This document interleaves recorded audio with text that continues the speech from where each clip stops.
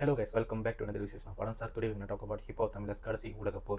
So இந்த திரைப்படத்தோட review பார்க்குறதுக்கு முன்னுக்கு if you haven't followed us உங்களுக்கு மூவி ரிவ்யூஸ் வேணும், மூவி அப்டேட்ஸ் வேணும் மற்றும் movie recommendation and also event updates வேணும் அப்படின்னா மறக்காம வந்து எங்களுடைய பிளாட்ஃபார்ம்ஸ் வந்து ஃபாலோ பண்ண மறந்துடாதீங்க. click on the follow button and also if you haven't subscribers to our YouTube channel மறக்காம subscribe button click பண்ணிட்டு பக்கத்துல அப்படியே bell button click பண்ணிருங்க. So let's jump into the review session.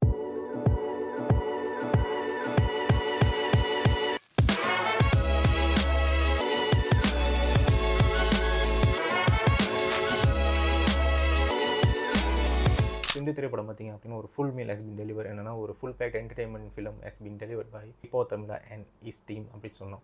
ஏன்னா இந்த திரைப்படம் வந்து ஒரு நியூ எஜுகேஷன் இல்லைன்னா ஒரு நியூ கோ ஸ்டோரி கொண்ட ஒரு படம், ஒரு நியூ கற்பனை திறன் கொண்ட ஒரு கதையாக தான் இருந்துச்சு. ஏன்னா இந்த திரைப்படத்துடைய எஜுகேஷனாக இருக்கட்டும் இல்லை இந்த படத்துடைய மெயின் கோல் என்னவாக இருக்கட்டும் அது எல்லாமே வந்து ஒரு மாதிரி புதுவிதமாக இருந்துச்சு. திரைப்படத்தை ஸ்டோரிக்கும் இந்த படம் அடைய வேண்டிய அந்த இலக்குமே ஒரு மாதிரி டிஃப்ரெண்ட்டாக இருந்துச்சு. ஆனால் நல்ல முறையில் வந்து அணுகியிருந்தாங்க. அழகாக வந்து இந்த கதை எதை நோக்கி போதோ அதை நோக்கி அழகாக வந்து இந்த படம் வந்து போயிருந்துச்சு அப்படின்னு சொன்னால் ரொம்பவே நல்லா இருந்துச்சு. எந்த இடத்துலையும் போர் அடித்த மாதிரி இல்லை. எஸ்பெஷலி வந்து இந்த திரைப்படத்துடைய டெக்னிக்கல் டீம் வந்து நான் பாயிண்ட் பண்ணி ஆகணும்.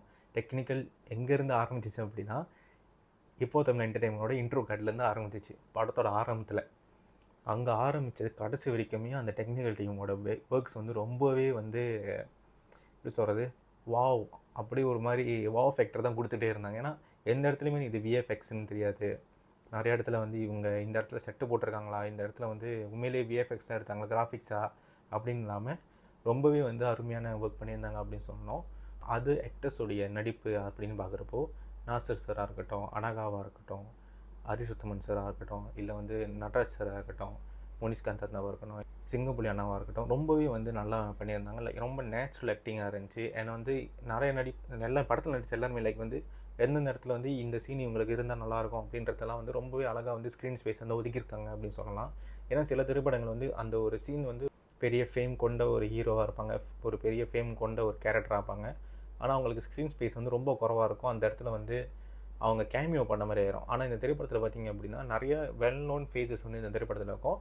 எல்லாத்துக்குமே ஒரு நல்ல ஒரு ஸ்க்ரீன் ஸ்பேஸ் வந்து கொடுத்துருந்தாங்க. அது வந்து நோட்டபுளான ஒரு விஷயம் இந்த படத்தில்.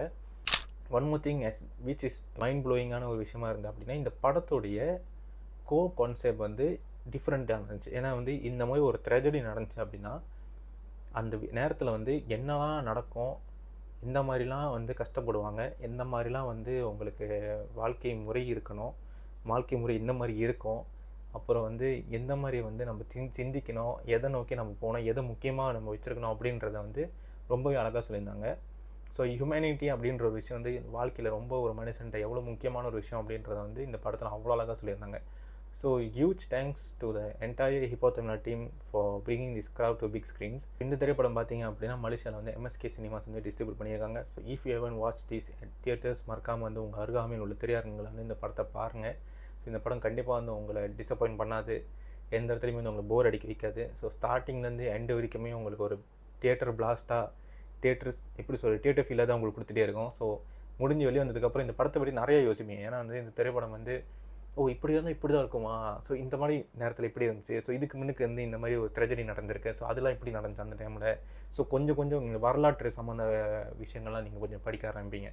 ஸோ இது வந்து ரொம்பவே ஒரு டிஃப்ரெண்டான கான்செப்ட். ஸோ இந்த திரைப்படத்துக்கு படம் சார் கொடுக்குற ரேட்டிங் பார்த்தீங்கன்னா 4 out of 5. See you in the next one. Until then, take care, bye bye. This is Dinesh from Padam Star. Peace out.